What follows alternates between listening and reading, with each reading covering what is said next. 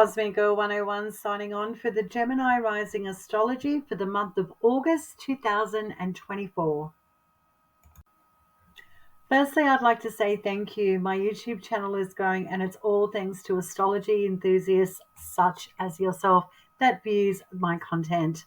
I would like to thank you for all your likes, shares and subscribes and views of my channel. Okay, Gemini Rising, there's a busy month ahead, so let's get into it. But first things first, if you're a Gemini Rising, your ruling planet is Mercury. This is the lord of your chart and your first house. You're associated with yang, mutable, air qualities as a Gemini rising sign. So let's have a look at the slower planetary transits first for the month of August. There's no planets changing signs here. So we have Pluto continuing its retrograde in Aquarius, and this is your 9th house. And on the 1st of September, ingresses into a retrograde motion into the sign of Capricorn, your 8th house. Neptune is retrograde in Pisces, your 10th house, and direct on December 7. Uranus is in Taurus, your 12th house, and retrogrades on the 1st of September. Saturn is retrograding in Pisces, your 10th house, and goes direct on November 15. And Jupiter is currently transiting in Gemini, your first house, and goes retrograde in the month of October. The Sun has been transiting in Leo and for the first 3 weeks of the month. It's going to continue its transit here in your 3rd house. The 3rd house is all about movement and communication and education. The 7th of August, we see the Sun sextiling Jupiter in Gemini, your 1st house. This looks great for recovery, feeling a lot livelier than you may have for some time, or ready to declare something quite publicly that you have been experiencing. On the 18th of August, we see the Sun conjunct retrograde Mercury in Leo. A Sun-Mercury conjunction is all about declarations, thoughts, and revealing information. So because Mercury is retrograde, your ruling planet, this could be a significant turnaround or a repeat occurrence of information or intel that you thought was dead and done in the water. On the 19th of August, we see the Sun square Uranus in Taurus, your 12th house. The 12th house is things that are behind the scenes, a lot more private, and this is the house that a lot of people aren't privileged to know about unless you're happy to express what goes on intimately with you behind closed doors. And now it's squaring your 3rd house of information and your daily habits, where you frequent daily. And the Sun squaring Uranus can be a sudden reveal that can be shocking, or information that comes out that you may just not be ready for, or you may not be ready to address something that you've been trying to conceal or keep to yourself for some time. On the 22nd of August, we see the Sun leave the sign of Leo and ingress into Virgo till the 22nd of September. So a 4-week transit going into your 4th house of real estate, property, home, family, your place of sanctuary, calm. This is the place where you find solid ground. When you've got that Sun in Virgo transiting here for 4 weeks, Gemini Rising, I wonder if you're ready to purify and cleanse your space, create more order out of chaos, and get on top of details or housework or projects that you have been falling behind on. You may be ready to throw the baby out with the bathwater in regards to a family situation that no longer serves you or is possibly draining you. That 4th house squares your 1st house of the self and the body. So you may be ready to clear the proverbial decks, literally or metaphorically. The lunations for the month of August. Well, on the 4th, we have a new moon in Leo, your 3rd house, Gemini Rising. Sextiles your 1st house, so this is good. You may be ready to start something new. You might be connecting with a new tribe, having new social connections, but you're ready to start something brand new that feels like it's in line with your passion. So a new passionate project in your local community. You may be looking at new places and new faces and ready to possibly start a new technological journey. You may be purchasing new technology gadgets or ready to educate yourself, teach and learn. Siblings and cousins can have some new beginnings as well that may surprise you on the 4th of August. The 19th of August, we see a full moon in Aquarius, your ninth house. And this is opposite that third house where the sun will be at the time of this lunation. A full moon in Aquarius will always point to creating more freedom for the self and ready to expand and connect with the world in a larger scale. What could be grating on you is having the details and your personal space and things that you habitually are ingrained in on the day to day could be holding you back, even though you're ready to let your freak flag fly and get out there amongst it. Either way, this full moon in Aquarius is going to have you analytically aware of you needing to be less connected to the status quo, the norms. So you're trying to break free and look towards your future a lot more optimistically, but may be pulled back from things that you are currently intertwined with. Venus, our personal planet of relationships, love, harmony, beauty. She's the planet that we all want to know about because she is so personally connected to us. Well, for you, Gemini rising, she's been transiting in the sign of Leo, your third house, which is a very social space. So I would imagine Venus has been pretty good for Gemini rising transiting here for you. On the 2nd of August, Venus squares Uranus in Taurus, your 12th house. The third house and the 12th house in a square aspect with Venus and Uranus, no less. This could be a surprise expense that you didn't see coming or anticipate, or possibly something strange or odd from the past rears its ugly head, if you will, or you may have been trying to keep something on the down low, but unfortunately is grating on you, and you may have to reveal or explain to someone about a situation that you're connected to that affects your finances. On the 4th of August, we see Venus ingress into Virgo, her fall position, and this is your 4th house of home and family, real estate and property. Venus in her fall position is trying to identify the values of our home environment and family. We could be critical about our family. We could be analysing our family. We could have a lot of dialogue with our family, and we're trying to find peace and harmony and balance. You may also be feverishly trying to clean your environment. Virgo is about cleaning and clearing, detoxing in the home, detoxing from family members that are toxic, for example. It's a difficult transit when Venus is in her fall sign of Virgo, and no less your 4th house of home and family. It can be positive in as much as getting on top of tricky conversations or getting down to the details in regarding values and finance. On the 22nd of August, Venus squares Mars in Gemini, currently in your 1st house. A Venus-Mars square is conflict that needs to be addressed. That really isn't surprising. What we have going on here for you, Gemini rising, on this day is a necessary conversation that you or another person may have been avoiding. On the 27th of August, we see Venus trining Uranus in Taurus, your 12th house.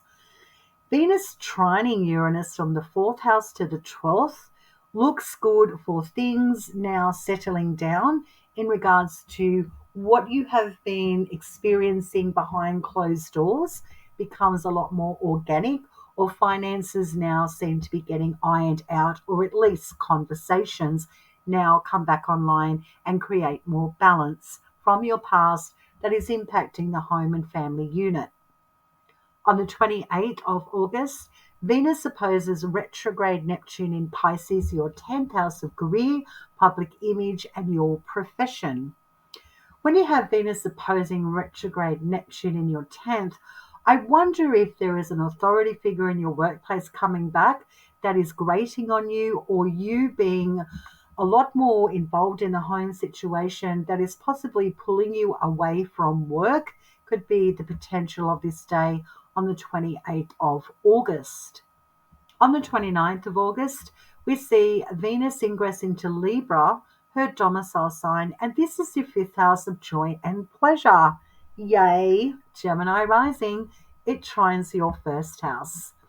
The fifth house has the topics associated with children, creativity, health, sports, athletics. This is where we go back to the gym.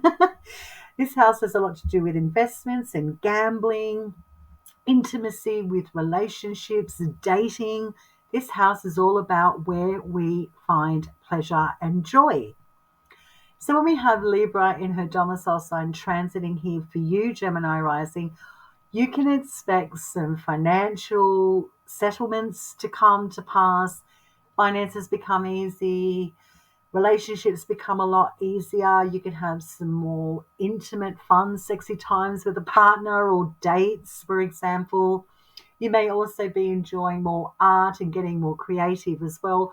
Or, like I said, getting back to the gym and feeling empowered again when you've got that Venus in her domicile sign of Libra. And this is a very social part of the chart, the fifth house of joy and pleasure. This is where you can be going out more, being more social and connecting with people and enjoying parties and soirees. A fantastic transit for you coming up from the 29th of August onwards. The day that Venus ingresses into Libra on the 29th, she trines retrograde Pluto in Aquarius, which is your ninth house.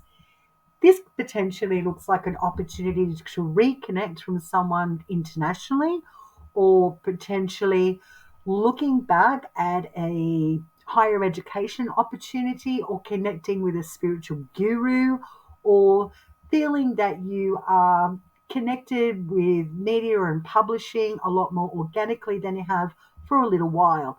This is where advocates can come back online and give you a sense of expansion and connection to the world at large. Fantastic moment for you on the 29th of August, moving forward, when Venus is going through the sign of Libra, her domicile. Gemini rising, Mercury also is the planetary ruler of the sign of Virgo. Mercury is actually exalted as well as being in domicile in the sign of Virgo. And we know that Mercury is also your ruling planet. Well, Mercury has been transiting in Virgo, and opening up the month of August continues this transit. It's in your fourth house, home, family, real estate and property, sanctuary, ancestry, your sense of stability and solid ground. Mercury transiting here in the strong space of Virgo, squaring that first house, again, could have a lot to do with financial transactions connected to home and family and property concerns, or eliminating distraction and getting down to the details, data and analytics of what is working and what is not connected to home, family, real estate and property concerns. On the 5th of August, Mercury now retrogrades in Virgo, that fourth house. So there's potential to go back over old conversations, recalibrate with negotiations with finances in the home, or plans to move forward. This is where you can get your nuances ironed out when Mercury is retrograding in that fourth house. On the 7th of August, Mercury conjuncts Venus in her fall position of Virgo. Mercury retrograde conjuncting Venus is possibly looking at financial matters or relationships that need more of your attention, or relationships in the home that need to be dealt with. This is where you can have some difficult conversations when retrograde Mercury conjuncts that Venus in your home and family section of your chart. The 14th of August, we see Mercury ingressing into a retrograde in Leo, your third house. Now we have your ruling planet retrograding back into the third house, sextiling your first house. This is beneficial for going back to the drawing board regarding educational, teaching, or writing endeavors, where you frequent on the day to day. Even siblings or cousins can become more important or around you more, or you may be interacting with them more when Mercury retrogrades back into that third house of communication and short distance travel. You could be traveling to see old family members or going back to old haunts when Mercury is retrograding back in that third house for you. On the 24th of August, Mercury sextiles Mars in Gemini, your first house. Now, Mercury retrograding, sextiling Mars in the first looks good for the cosmic green line to take certain action regarding finances, potentially starting new health regimes, creating more certainty through conversations that need to be had, even though some may be a little hostile or aggressive. I think you're holding on to boss vibes here with that Mars in the first house. So go forward bravely, speak from the heart, and everything should be pretty okay. On the 28th of August, we see Mercury now turning direct in Leo, your third house. Fantastic. We've sorted things out. We've had the conversations. We've connected who we've needed to connect with. We've got all our gadgets. We've got everything ready to go. And now we move forward confidently. Our speech is more direct. We're very acute. We know where we're going, and we're very proud of our path forward that we have established. Planet Mars, our personal planet Mars. This planet's all about conflict, and it's all about action and taking initiation and being extremely passionate. Mars is transiting in Gemini, your first house, for the whole month of August in a direct motion. So Mars is flying through your first house here. This is good for getting your motor going, getting the passion back, feeling more passionate and connected with your physical body, with yourself, feeling more sharper intellectually, and ready to speak your truth quite boldly. Mars and Gemini, direct speech, sharp intellect, quickening, action, a lot of movement, and could possibly be accident prone when Mars is transiting in that first house of the physical body. So take it easy in the month of August, Gemini risings. On the 14th of August, we see Mars conjunct Jupiter in Gemini. I would imagine this is an out of the blue day of reveals that could possibly be over the top and very agitating, if you will. You may be agitated and blow your top on this day, or information comes from nowhere and it's really, really jarring you, or possibly making you feel a little bit hot-headed. So a difficult day on the 14th, but it is Jupiter, and Jupiter can exacerbate situations. And Mars being here in that first house, I wonder if you are feeling agitated and just feeling like you're ready to have a fight just for the sake of it. I wouldn't do that, but you do you. But the 14th of August is a day to mark in your calendar for sure, Gemini rising. Cosmic Girl 101 signing off. Thanks for tuning in, Gemini rising. I trust you have a fabulous month of August, and I will catch you next time.